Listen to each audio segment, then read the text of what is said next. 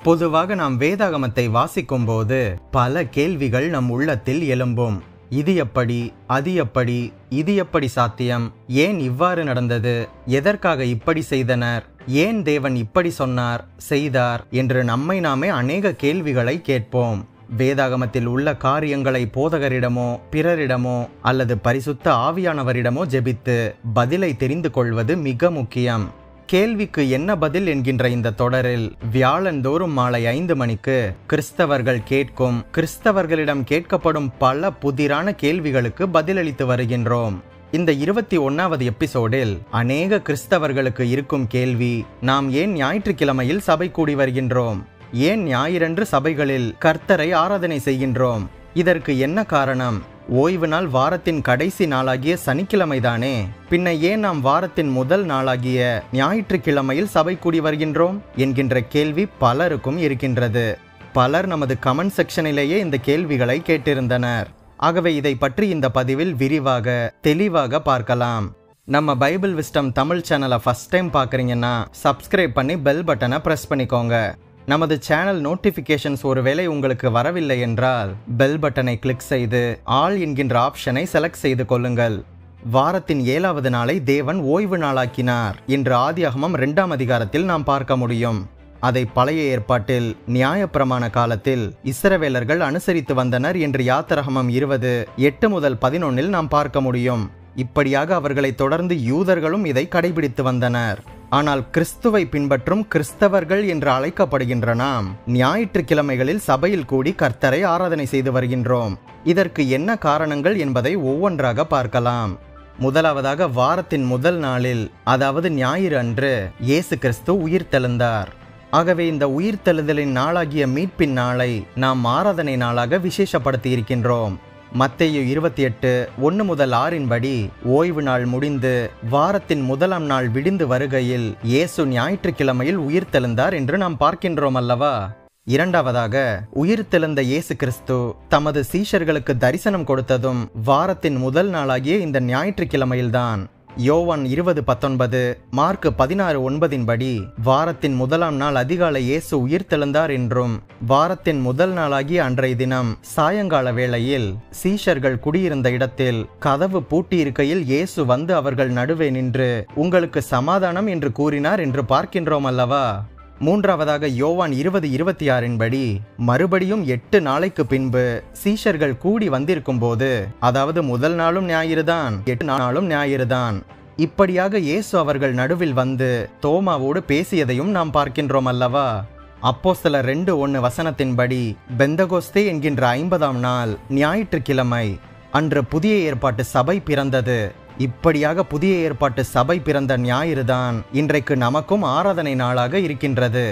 ஐந்தாவதாக, அப்போஸ்தலர் 2:1-4 படி இயேசு கிறிஸ்துவினால் வாக்கு பண்ணப்பட்ட பரிசுத்த ஆவியானவர் பொழிந்தருளப்பட்ட நாள் ஞாயிற்றுக்கிழமைதான்.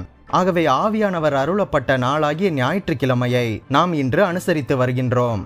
ஆறாவதாக, அப்போஸ்தலர் 27 படி அப்போஸ்தலர்களும் ஆதி திருச்சபை சபையினரும் அப்பம் பிட்கும்படி பிரசங்கத்தை கேட்கும்படி வாரத்தின் முதல் நாளாகிய ஞாயிற்றுக்கிழமையில் கூடி வந்தனராம். ஆதி திருச்சபையினரை போலவே நாமும் ஞாயிறன்று கூடி தேவனை ஆராதித்து வருகின்றோம். பாருங்கள், அந்த ஆதி அப்போஸ்தலர் நாட்களில் வேதாகமத்தின்படி வாரத்தின் முதலாம் நாளில்தான், அதாவது ஞாயிற்றுக்கிழமையில்தான் அவர்கள் கூடி வந்திருக்கின்றனர், அப்பம் பிட்டிருக்கின்றனர், பிரசங்கத்தை கேட்டிருக்கின்றனர். இதைத்தான் நாமும் இப்பொழுதும் கூட ஞாயிற்றுக்கிழமையில் கூடி வந்து கர்த்தருடைய வார்த்தையை, பிரசங்கத்தை கேட்கின்றோம்.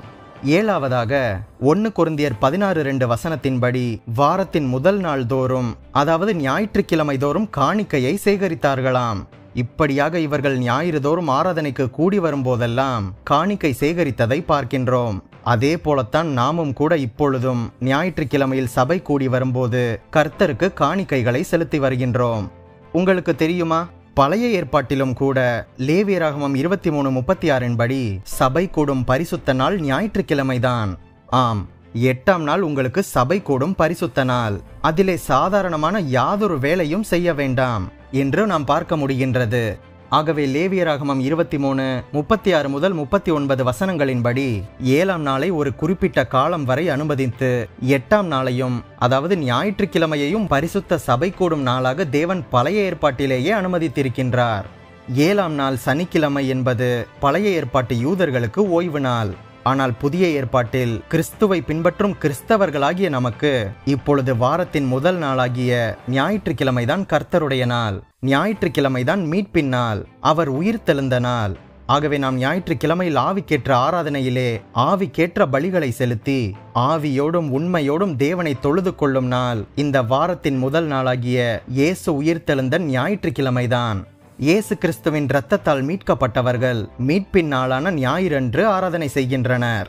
ஆதி அப்போஸ்தலர்கள் அனுசரித்தது போலவே இப்பொழுது ஞாயிற்றுக்கிழமை ஆராதனையின் நாளாக அனுசரிக்கப்படுகின்றது.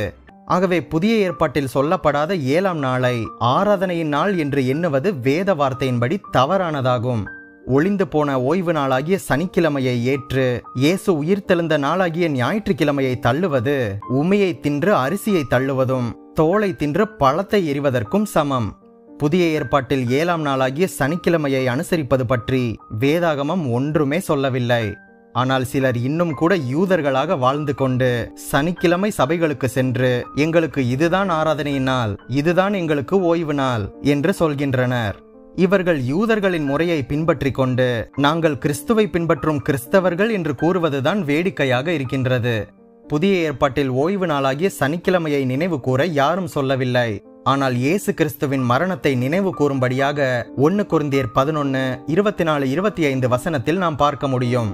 இயேசு கிறிஸ்து உயிர்த்தெழுந்த மீட்பின் நாளாகிய வாரத்தின் முதல் நாளாகிய ஞாயிற்றுக்கிழமையில்தான் ஆதி அப்போஸ்தலர்கள் ஒன்று கூடி ஆராதித்து பிரசங்கத்தை கேட்டு வந்தனர். பழைய ஏற்பாட்டின் பிரமாணங்கள் கிறிஸ்துவின் சிலுவையிலே நிறைவேறின. ஆகவே ஓய்வு நாளை குறித்து ஒருவனும் உங்களை குற்றப்படுத்தாதிருப்பானாக என்று கொலோசையர் 2:14-16 நாம் பார்க்க முடியும். பழைய ஏற்பாட்டின் அடிமைத்தனத்திற்கு உட்படாமல் புதிய ஏற்பாட்டின் சுயாதீன பிரமாணத்தை கிருபையினாலே நிறைவேற்றுங்கள். சிலர் இதை கேட்டுவிட்டு வேண்டுமென்றே கமெண்ட் செக்ஷனில் விதண்டாவாதம் செய்ய வருவார்கள். தெரிந்து கொள்ள கேட்பவர்களுக்கு பதில் கூறலாம், ஆனால் விதண்டாவாதம் செய்பவர்களுக்கு பதில் கூற முடியாது. இவர்களை இக்னோர் செய்து விடுங்கள். சனிக்கிழமைதான் எங்களுக்கு ஓய்வு நாள், சனிக்கிழமைதான் நாங்கள் சபைக்கு செல்வோம், சனிக்கிழமைதான் தேவனை ஆராதிப்போம் என்று கூறும் இவர்களுக்கு நான் ஒரு கேள்வியை கேட்க விரும்புகின்றேன். இப்படி சனிக்கிழமை ஓய்வு நாளை ஆசரிக்கும் நீங்கள், சனிக்கிழமை சபைக்கு செல்லும் நீங்கள், நாங்கள் சரியாக தேவன் சொன்னதை ஆசரிக்கின்றோம் என்று சொல்லுகின்ற நீங்கள் ஓய்வு நாளில் நெருப்பு மூட்டக்கூடாது என்கின்ற கட்டளையை பின்பற்றுகின்றீர்களா? ஒரு அடுப்பாக இருந்தாலும், ஒரு காரை ஸ்டார்ட் பண்ணுவதாக இருந்தாலும், ஏன் ஒரு மின்சாதன பொருளை ஆன் செய்வதாக இருந்தாலும், ஒரு ஃபேனை போட வேண்டும் என்றாலும் கூட, ஃபேனை ஆஃப் பண்ண வேண்டும் என்றாலும் கூட அதில் நெருப்பு வரும். இப்படி நீங்கள் செய்வதினால் ஓய்வு நாள் ஆசரிப்பை மீறுகின்றீர்களே. சிந்தியுங்கள், மனம் மாறுங்கள், உங்கள் மனதை மறுரூபமாக்குங்கள். கிறிஸ்தவர்கள் என்கின்ற வேஷத்தில் இருக்கும் யூதர்களை குறித்து நாம் கவலைப்பட வேண்டாம். ஆனால் கிறிஸ்துவை உண்மையாக பின்பற்றும் நாம் ஏன் ஞாயிற்றுக்கிழமைகளில் சபை கூடி கர்த்தரை ஆராதிக்கின்றோம் என்கின்ற கேள்விக்கான பதில் இயேசு உயிர்த்தெழுந்ததை நாம் நினைவு கூறும் வகையில் ஆதி அப்போஸ்தலர்களும் ஆதி திருச்சபை மக்களும் செய்தது போலவே, அதை அனுசரித்தது போலவே, வாரத்தின் முதல் நாளாகிய இயேசு உயிர்த்தெழுந்த நாளில், கர்த்தருடைய நாளில், மீட்பின் நாளில், இந்த ஞாயிற்றுக்கிழமையில் நாம் சபையில் கூடி அவரை ஆராதித்து கர்த்தருடைய வார்த்தையாகிய பிரசங்கத்தை கேட்டு வருகின்றோம். அதிகமாக கேட்கப்படும் இந்த கேள்விக்கு தெளிவான பதிலை அளித்திருக்கின்றேன் என்று நம்புகின்றேன். அடுத்த வாரம் வியாழன் மாலை 5 மணிக்கு வேறொரு புதிரான கேள்விக்கான பதிலை பார்ப்போம். கேள்விக்கு என்ன பதில் என்கின்ற தொடரில் 20 எபிசோடுகளை நீங்கள் பார்க்க தவறியிருந்தால் டிஸ்கிரிப்ஷனில் லிங்க் உள்ளது, பார்த்து கொள்ளுங்கள். மேலும் பல வேதாகம தகவல்களையும் சத்தியத்தையும் அறிய நம் சேனல் பிளேலிஸ்ட் பக்கத்திற்கு சென்று மற்ற வீடியோக்களையும் பாருங்கள். நம் பைபிள் விஸ்டம் தமிழ் சேனலுக்கு உங்களால் முடிந்த உதவியை செய்யுங்கள். நம் சேனலை உங்கள் கிறிஸ்தவ நண்பர்களுக்கு அறிமுகம் செய்யுங்கள். நீங்கள் ஆசீர்வதிக்கப்பட்டவர்கள்.